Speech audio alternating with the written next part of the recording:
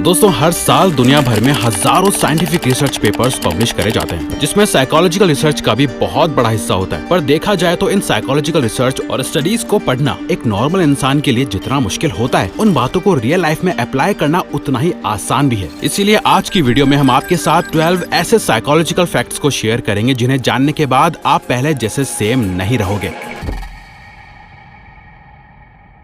What hurts the most? हम आपसे एक सवाल पूछते हैं और आप ऑनेस्टली आंसर करना। सबसे ज्यादा क्या हर्ट करता है? जब हम पेन की बात करते हैं तो सबके दिमाग में सबसे पहले फिजिकल पेन आता है, लेकिन साइकोलॉजी के अकॉर्डिंग पेन दो टाइप्स के होते हैं। फिजिकल पेन जब कोई इंजरी होती है और सोशल पेन जब कोई रिफ्लेक्शन, अकेलापन और रिजेक्शन मिलता है। और आपको जानकर हैरानी होगी कि साइकोलॉजी के अकॉर्डिंग जब कोई रिजेक्शन फेस करता है तब उसको फिजिकल पेन के बराबर ही दर्द होता है, क्योंकि रिजेक्शन मिलने पर ब्रेन वही पार्ट एक्टिवेट करता है जो किसी इंजरी पर होता है। Breakup is equal to rejection is equal to pain. Rejection मिलने पर बस मूव ऑन कह देना आसान है, पर असल में वो आपके ब्रेन के लिए एक इमरजेंसी सिग्नल होता है और इसीलिए आपका रिएक्शन इतना इंटेंस होता है। आफ्टर ऑल आपका ब्रेन कनेक्ट होने के लिए बनाया गया है, ना कि इग्नोर होने के लिए बनाया गया है। Cognitive dissonance. क्या कभी आपको ऐसा अपने अंदर से फील हुआ है कि जिस चीज को आप डिफेंड कर रहे हो वो गलत है, लेकिन फिर भी आप उसके लिए लड़ रहे हो, उस पर अटके हुए हो? वेल, ये एक मेंटल ट्रैप है जिसे कॉग्निटिव डिसोनेंस कहते हैं। कॉग्निटिव डिसोनेंस तब होता है जब आपके दिमाग में दो अलग बिलीफ्स आ जाते हैं। जैसे आप किसी लीडर, पार्टनर, आइडियोलॉजी के लॉयल हो, लेकिन आपको सामने से क्लियर प्रूफ दिखे कि वो गलत है। इस तरह की सिचुएशन में आपका लॉजिक कहता है यहाँ से निकल जाओ, पर दिमाग कहता है नहीं यार, मैं कैसे मानूं कि मैंने अपना इतना टाइम और एनर्जी इस पर वेस्ट किया है।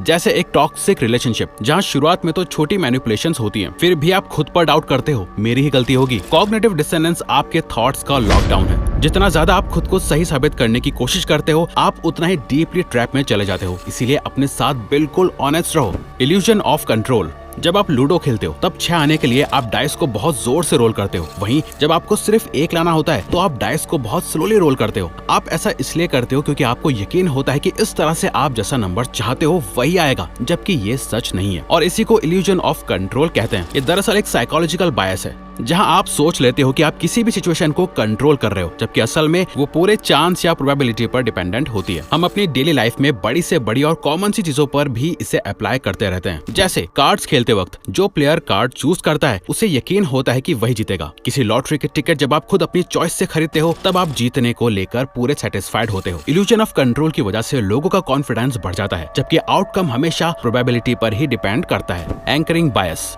क्या आपने कभी सोचा है कि एक 2000 रुपए की वॉच साथ में रखी हुई 10,000 की वॉच के साथ महंगी क्यों नहीं लगती है? क्योंकि असल में इसे साइकोलॉजी में एंकरिंग फैक्ट कहते हैं, जो एक साइकोलॉजिकल ट्रिक है जिसे बड़े बड़े ब्रांड और कंपनीज यूज करती हैं आपके खिलाफ। क्योंकि इससे आपका दिमाग पहले नंबर को एंकर बना लेता है और उसके बाद जितनी भी चीजें आती हैं सब उस एंकर से कंपेयर होती रहती हैं। चाहे सैलरी नेगोशिएशन हो, शॉपिंग हो या रिलेशनशिप स्टैंडर्ड्स, जो पहला नंबर या आइडिया आपने सुना वही आपका रेफरेंस पॉइंट बन जाता है। Affective primacy hypothesis. Robert Zajonc. 1 minute जरा सोच कर बताओ, किसी भी चीज को लेकर इनमें से पहले क्या आता है? पहले थॉट आता है या इमोशन? अपना आंसर कमेंट करके बताओ। और अब जरा 2 सेकंड के लिए हमारी बात गौर से सुनो और विजुअलाइज करो। क्या कभी आप किसी जगह या रूम में गए हो और आपको अचानक से अजीब सा महसूस होने लगता है जिसकी कोई वजह ही नहीं होती है, और कभी कभी अचानक से तेज आवाज होती है और आप डर जाते हो, जबकि वो तो बस एक किताब गिरने की आवाज होती है। इन दोनों ही केसेस में हम फील पहले कर लेते हैं और सोचते बाद में, और इसी को अफेक्टिव प्राइमेसी हाइपोथेसिस कहते हैं। ये कॉन्सेप्ट 1980 में साइकोलॉजिस्ट रॉबर्ट ज़ायोंग्स ने डिस्कवर किया था। मतलब दिमाग किसी भी चीज को एनालाइज करे उससे पहले आपके इमोशंस रिएक्ट कर चुके होते हैं। ऐसा इसलिए होता है क्योंकि इमोशंस ऑटोमेटिक, अनकॉन्शियस और सुपर फास्ट होते हैं, और हम ह्यूमंस तो इमोशंस की पूरी दुकान होते हैं। Mirror neuron. क्या आपने नोटिस किया है कि जब भी आपके पास कोई यॉर्निंग करता है यानी उबासी लेता है तो आप भी ऑटोमेटिकली यॉर्निंग करने लगते हो? किसी को हंसते हुए देखकर आपके फेस पे भी स्माइल आ जाती है, तो किसी को रोते हुए देखकर आप भी इमोशनल हो जाते हो। ये कोई कोइंसिडेंस नहीं होता है, बल्कि ये मिरर न्यूरॉन की वजह से होता है। आपका दिमाग सिर्फ ऑब्जर्व नहीं करता है, वो आपके सामने जो हो रहा है उससे फील भी करता है, और बिना सोचे बिना परमिशन के मिरर या कॉपी भी करता है, बिल्कुल जिस तरह से पेट्स कभी कभी अपने ओनर को इमिटेट करने लगते हैं। The fundamental attribution error. अब हम आपको एक साइकोलॉजिकल ग्लिच के बारे में बताना चाहते हैं जो सभी लोग बिना उसे रियलाइज किए हुए करते हैं, जिसे फंडामेंटल एट्रीब्यूशन एरर कहते हैं। ये एक साइकोलॉजिकल बायस है जिसमें हम दूसरों के बिहेवियर को तो उनकी पर्सनैलिटी से जज करते हैं, लेकिन अपने एक्शंस को सिचुएशन के ऊपर डाल देते हैं। जैसे रोड पर ड्राइविंग करते वक्त जब कोई दूसरा ड्राइवर आपको ओवरटेक करके आगे निकल जाता है तो आप कहते हो क्या बदतमीज इंसान है, जबकि आप कभी किसी और को भी अनजाने में ओवरटेक करते हो तो आप कह देते हो क्या करूं यार, मैं लेट हो रहा हूं। और अब पार्क में देखते हो कि एक अंकल एक लड़के को बुरी तरह से डांट रहे हैं, जिसको देखकर आप कहते हो कि क्या अजीब आदमी है, पार्क में बच्चे खेलेंगे नहीं क्या? लेकिन जब अगले ही दिन वो बच्चे आपके व्हाइट कपड़ों पर बॉल मार देते हैं तो आप उन्हीं बच्चों को बुरी तरह से डांटते हो। मतलब दूसरे लोग गलत हैं क्योंकि वो बुरे हैं और आप गलत हो क्योंकि आप मजबूर हो। एक स्टडी के अकॉर्डिंग जब किसी और के साथ कुछ बुरा होता है तो 65% केसेस में लोग उनकी पर्सनैलिटी को ब्लेम करते हैं, लेकिन जब वही लोग खुद कुछ बुरा करते हैं तो सिर्फ 44% केसेस में खुद को ब्लेम करते हैं, बाकी सब सिचुएशन को ब्लेम करते हैं। हम दुनिया को सिर्फ सरफेस लेवल पर जज करते हैं, ये बंदा ऐसा ही है, और खुद को कॉन्टेक्स्ट के साथ जज करते हैं, मैं तो अच्छा हूँ बस टाइम खराब है। यही फंडामेंटल एट्रीब्यूशन एरर का गेम है। ट्रायंगुलेशन जैसा कि नाम से रिफ्लेक्ट हो रहा है, इसका मतलब है जब दो लोगों के बीच में किसी तीसरे को जबरदस्ती घुसा दिया जाता है। क्या आपने कभी नोटिस किया है कि कोई इंसान डायरेक्टली आपसे बात नहीं करता लेकिन किसी तीसरे पर्सन के थ्रू बात करवाता है? या कई बार लोग आपके पीठ पीछे दूसरों से आपके बारे में कुछ ऐसा बोलते हैं जिससे आप दोनों के बीच टेंशन हो जाए। वेल, इसी को ट्रायंगुलेशन कहते हैं। दरअसल ये एक मैनिपुलेशन टेक्निक है जहाँ एक इंसान किसी तीसरे का यूज करके अपना कंट्रोल बनाता है, चाहे वो दोस्ती हो, रिलेशनशिप हो या फैमिली हो। जैसे आपके और आपके पार्टनर की लड़ाई हो रही है और आपका पार्टनर आपको ओवर पावर करने के लिए अपने दोस्त को भी उस लड़ाई में इन्वॉल्व कर ले, और ऑफिस में कलीग दूसरे के अगेंस्ट गॉसिप फैलाने के लिए किसी तीसरे को इस्तेमाल करता है। Triangulation, divide and rule. Triangulation तब होता है जब कोई छुप के गेम खेल रहा होता है, उसका एम कंफ्यूजन, डिवाइड और कंट्रोल होता है। लेकिन अगर आप अवेयर हो, क्लियर हो और डायरेक्ट हो तो कोई आपको कंट्रोल नहीं कर सकता है। सही रिलेशनशिप और कनेक्शन वो होती है जहाँ बात सीधी होती है और बीच में कोई तीसरा नहीं होता है। Dunbar's number. British anthropologist Robin डर्मा ने हजारों लोगों के बिहेवियर और ब्रेन को रिसर्च करने के बाद पाया कि आपके दोस्तों का या मीनिंगफुल रिलेशनशिप्स का भी एक लिमिटेड नंबर होता है, और वो लिमिटेड नंबर है 150। यानी आपका दिमाग सिर्फ 150 लोगों के साथ ही रियल और स्टेबल रिलेशनशिप्स बना सकता है, जिनके इमोशंस, वाइब्स और कनेक्शंस आप जेन्युइनली फील कर पाते हो। ये नंबर 150 लोगों तक लिमिटेड इसलिए है क्योंकि असली रिलेशनशिप बनाने में टाइम, एनर्जी और इमोशन लगता है। इन 150 लोगों को भी फर्दर ग्रुप्स में डिवाइड किया जा सकता है।